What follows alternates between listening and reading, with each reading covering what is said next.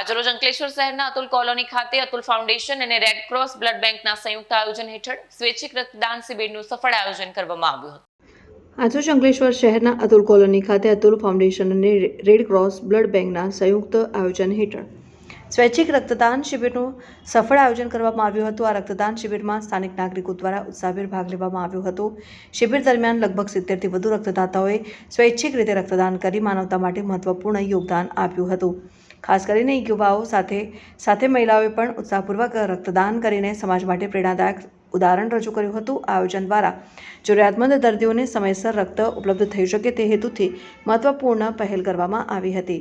Atul foundation અને red cross blood બેંકના પ્રતિનિધિઓએ રક્તદાતાઓનો આભાર વ્યક્ત કરી ભવિષ્યમાં પણ આ પ્રકારના સેવાભાવી કાર્યક્રમો ચાલુ રાખવાની પ્રતિબદ્ધતા વ્યક્ત કરી હતી અને સ્થાનિક આગેવાનો અને સ્વયંસેવકોની હાજરીથી કાર્યક્રમ વધુ સફળ બન્યો હતો।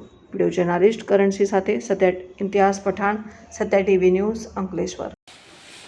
આજરોજ Atul foundation, Atul limited, red cross blood society Bharuch અને પર્યાવરણ સુરક્ષા અને જાગૃતિ સહાય એસોસિએશનના સંયુક્ત ઉપક્રમે અતુલ કોલોની ગળખોલ ખાતે બ્લડ ડોનેશન કેમ્પનું આયોજન કરવામાં આવ્યું, જેમાં આશરે 50થી 60 જેટલા ડોનરોએ ભાગ લઈને રક્તદાન કરેલ છે અને છેલ્લા 15 વર્ષથી આ બ્લડ ડોનેશનનું દર વર્ષે આયોજન કરે છે અને એ રીતે એક સેવાનું કાર્ય કરી રહી છે। ધન્યવાદ।